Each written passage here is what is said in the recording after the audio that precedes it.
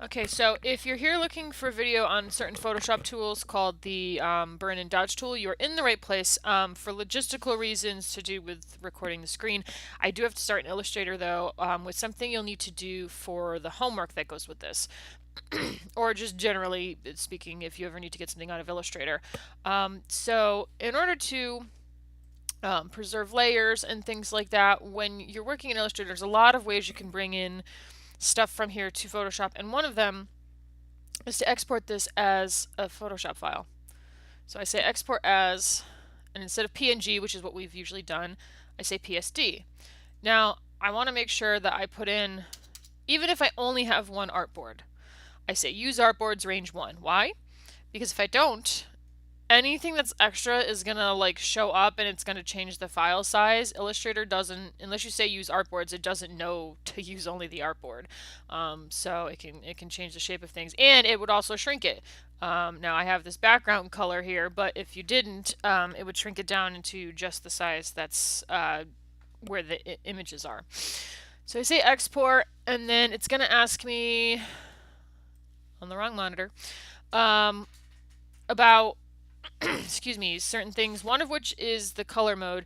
If you try to change this color mode, it won't let you maintain layers, so you can always change it later, or we could change it beforehand. Photoshop and just about everything else in the universe deal with RGB, so that's kind of something you should do beforehand. You can see it shifted the colors around a little bit, so it's something I should have done, a while ago. But again, Photoshop, export, use artboards, range 1. And it names it after the AI file that it is. And you want to make sure that you have at least 300 dpi. At least. If you're working on something that's really, really important and fancy, you may need more than that. But you should double check and see how big it is when you bring it to Photoshop first. So we want to make sure we have right layers, maximize editability. It's asking whether or not there should be what kind of how to translate the edges basically. I'm going to go with art optimize just because this is artwork and not text. If you had a lot of text, you would do that. So it just depends on what kind of image you have, because it is going to have to rasterize this. It's no longer going to be a vector. Alright, so we did that. No, don't save changes. So that's how you would get something like that into Photoshop. Now we're going to start off to learn the tools with just one of the images. It's from one of our assignments. It's under, I believe, week 6. Yeah, just one of the photos we used in that lecture. You can use really anything you want. I'm using this because there's a lot of there's darks and lights in here, and so it's just good for demonstrating what's going on.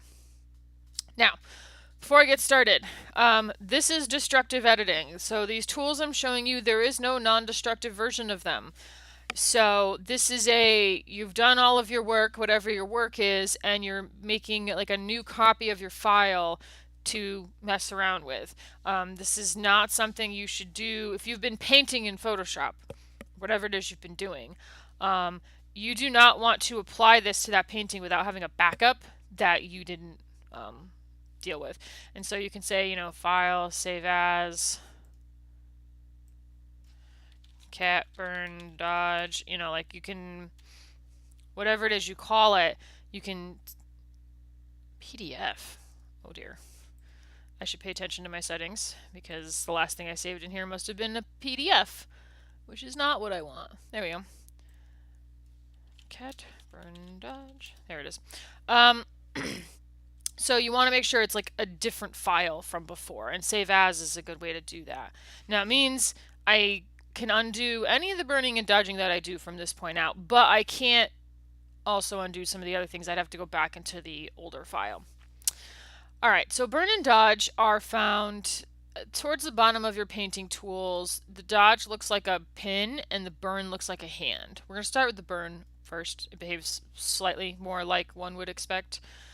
Put my settings back to the default, which I believe is 50. Yeah. So this is one of many, many tools that works with brushes. I'm using a mouse because I don't have enough USB inputs, but You can use this with a tablet. And it uses brush settings, so there's the size of the brush, the hardness of the brush, all that. It also has, I'm not sure what that is, midtones and exposure, or sorry, range and exposure. So range has highlights, shadows, and midtone. Exposure is like how strong it is. And if I leave it at the default and just,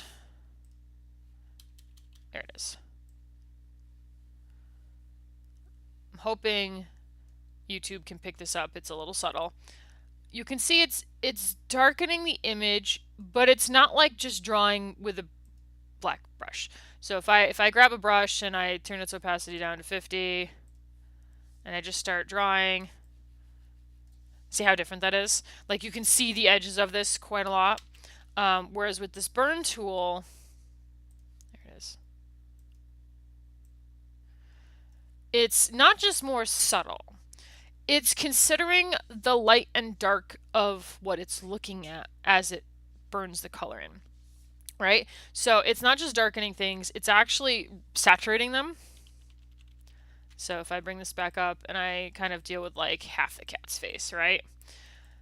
If you look at the fur now, over here, you can see the orange has gotten very orange, whereas here it's still very subtle. So it's gotten darker and more saturated, and that's one of the key things, is that it's kind of making the colors pop more. Undo. That's the tricky part, is knowing where to undo to. And the other thing is, remember you have these midtones and highlights and shadows, these ranges. So if I put it to shadows, but then go over this blanket, not much is going to happen. But if I go over this blue part, well, that's going to change substantially. See, the cat's face gets darker, but in a different manner. If I go to highlights, now that's getting darker. But there's not a lot to resaturate. So here's the thing. If you don't have any color to begin with, then there's nothing for it to saturate, which means there's nothing for it to do. And you can see that when it's burning in highlights, it's dimming the image, right? Because we're taking the bright spots of an image, making them darker, but the darker parts aren't getting affected. So it's crushing the image a little bit. It's sort of like a way to change the contrast. Whereas if we go to shadows, because we are making... Sorry, this is a little bit broken.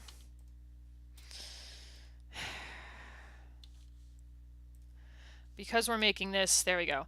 We're making dark parts darker, then even if I bring the exposure down to something slighter, it's still really pulling things, right? It's sort of like stretching out what's already far away further away, as opposed to burning in highlights, which is taking something that's far away and pushing it closer. And then midtones will have the least overall effect, but it will still affect things. So it won't affect the contrast as much, because it's just pushing the middle from the lighter end to the darker end, which will depend really on what your image looks like. Now, just from a practical standpoint, when I'm working with this tool, I tend to have the exposure down a little bit because I tend to want to like build it up and be able to go back in pieces. And the other thing I do is actually I kind of click around just a little bit. I don't necessarily drag over the whole image. I want control over where I'm changing things. And I also make sure to have the brush set to a pretty low hardness, if at all. If I bring this back up to 50% and I go in here with this tool, you can see that. So because we can see that, that's no good. Okay, so that's burning. I'm going to revert this now. Dodging is the same, only the reverse. It's going to lighten the image and it is going to reduce the saturation. So I'm going to, again, bring these back up to about the default midtones, right? Making the blanket lighter, making the cat lighter, less color everywhere now, right? Now you can imagine this, like I said, it's the same, but the reverse. So if you put this on highlights, I apologize. There's something wrong with my keyboard. There we go. If you put this on highlights, now we're upping the contrast because we're taking the light areas and making them lighter.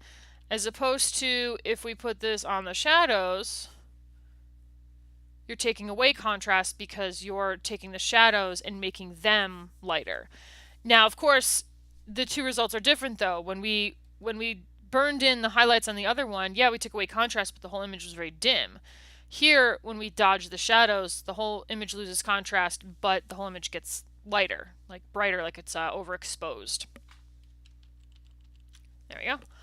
So the best thing I can say with these tools is to tinker. It's one thing for me to say, oh, it's taking the highlights and making them brighter. That's very different than you actually taking these tools and like throwing them into the image and seeing what happens. You know, maybe I want to make the cat glow or something like that. That's silly and ridiculous, but that's the general idea. I will say in my own practice, I use the burn tool more than the dodge tool. It can very much be, especially when you use it subtly, it can very much be a like make pretty button. See? Like it's kind of taking that cat and like punching it up. And also it seems sometimes has a bit more of an effect. I can turn this way, oh, whoops. I forgot to turn the hardness of the brush down. Now I got this nice halo. That's what revert is for, because we don't have an undo. There we go.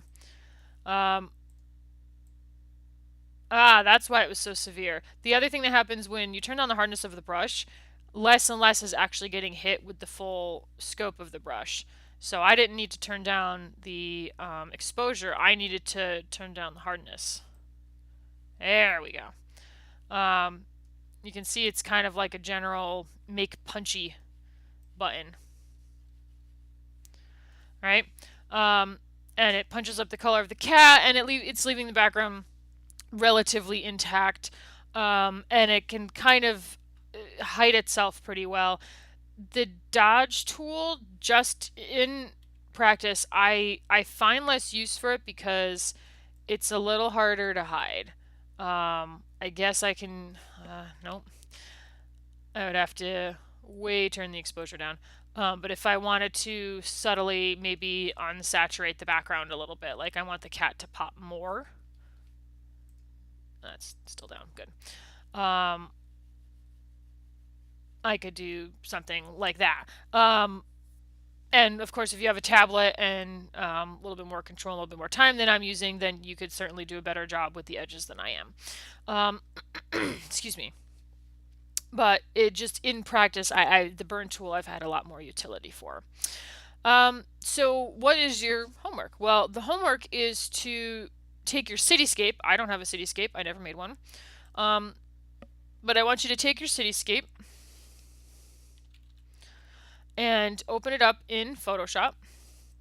Right? You export it just as I showed earlier from Illustrator. You open it in Photoshop, and it should come in layers. Not all the pieces are going to be separate. So you can see, excuse me, it goes like one layer deep. If you have groups, they'll be in there, but they will be difficult to work with. Just so you know, you might need to flatten certain layers in here. You can always select a certain layer and say, you know, merge down, things like that. But I can't get to the individual rings. I'm kind of stuck with them as they are. But what I want you to do is I want you to add some panache to your drawing. So you can add shadows and things like that. You know, you can add, there we go, look at that. So I can darken this area a little bit. I want you to get used to the fact that different colors will respond differently, right? Bring this up, bring the exposure down. There we go. And so I want you to get used to the fact that as you're drawing over your city, and let's say you want to put a highlight on something, you know, certain colors will respond differently than other colors. There, now it's like a shiny shield. It's got a bit of a spin to it. But you can see the red is reacting differently than the blue. And you can add in, sometimes people use this to add in texture. So they will go up to their brushes and they will find Sure, why not? Some sort of texture brush. And you need to make sure you're on the right layer, otherwise it's not going to work. And that is not strong enough, so we're gonna, there we go. There. So they'll use it to add like artistic texture to it. And because we're on individual layers, I don't have to worry about staying inside the lines, which is nice. So sometimes people will just use this to make things look more like watercolory or stuff like that. Other times people will very specifically only use this for actually adding something that looks like shading, right? So they want it. This is not that. This is more textures. But they'll do. Ooh, that's no good. They'll do what I did up here, right? They'll add in textures that make sort of logic or shading that makes sort of logical sense. And so they'll have, you know, the shadows where something would be shadowed because it would have a shadow because, you know, this is in front of it. Something like that. This one I made look more round than anything else. It's up to you which one you want to do. You can either or will work, but really alter it, right? Like really make it look different. You don't have to give me your original ones. I have those sitting on my computer, so I can compare it to your original city. Um, and remember that it is going to be destructive. But we want it to be different, right? Like this is, if I do the whole thing up like this, then it's going to look very different, or like this. But if you just put in like a few strokes and I call it a day, that's not very good. We want a substantial change from A to B. And you can see, I like how this one turned out, the roundness of that, right? Um, and I could, if I was paying more attention, whoop, wrong way. Look at that. So I actually like skipped a whole part of it. That's okay. But yeah, make some changes, make some substantial changes. Which type of shading you add, whether it's texture or shadow shading, is up to you. But that would be all of it submitted with all of the. I believe we are on. Hang on, stand by. We are on week 9. So it would be both that and the image registration would be submitted under week 9.